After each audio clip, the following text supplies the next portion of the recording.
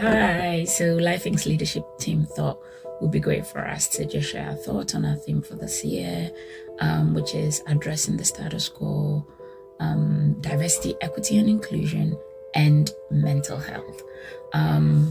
We chose these two themes on the back of our end of 2023 retreat through various conversations and also, praying on it and just paying attention to what's going on. And of course, these two themes are in all the spaces, right? There are conversations happening all over the place, from schools to our communities, to our workplaces, to our churches, and of course on social media. And so my 2 cents on those topics. So first, diversity, equity, and inclusion. Diversity is a fact of life. And so it's a conversation that we cannot avoid. And again, the whole idea of equity and inclusion are really core, right, to us having that full and meaningful life, because we need other people who may not look like us, who may have different interests, different faiths that we need to work with, live with. And so we cannot really avoid this conversation. Although they are core, they've not necessarily been the reality in terms of having that positive equity and inclusion in the way we live our lives. But the bright side is that we are now having the conversations. And so our hope is that this year we will be able to engage on that subject from the perspective, from the context of our vision as Life Inc., which is to help, young, particularly Black Christians, to live that full and integrated life of excellence. The second is mental health.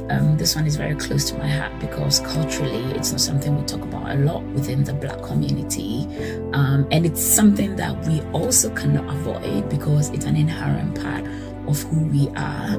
Obviously, COVID amplified what it means to have mental health, positive, negative, more on the negative side, right, through the COVID pandemic. But it really was just an amplification. It only amplified what already existed and what we had not necessarily dealt with across the board. But I dare say, specifically in the Black community, it's something that we have a very great gap in. And so it's really good for us to start this conversation. For me, one of the big things is just looking back in history, right? We have the religious movement, right, where all the various religions went through their various phases of maturity. They are now embedded in our way of life, different religions, different faiths, different practices associated with them. All of those address, again, the spirit part of who we are. So we are body, soul, spirit. Obviously, there's various debates around the spirit and soul definition, but generally you could say there is consensus that that's what we are made up of: body, soul, spirit. So the religious movement effectively addressed primarily that spiritual element, to some extent the soul.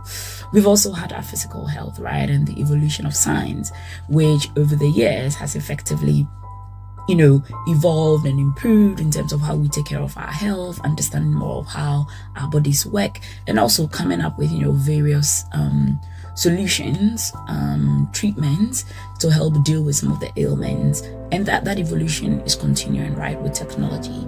The third part of who we are, which is soul, mind, and our emotions, kind of form part of that.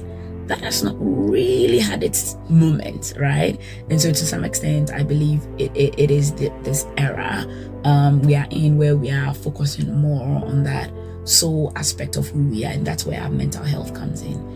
Mental health, emotional health, they go hand in hand. So when I talk about mental health, I'm referring to both. And so if you think about the fact that as human beings, we made up of body, soul, spirit, then we cannot really kind of avoid that mental health aspect of who we are.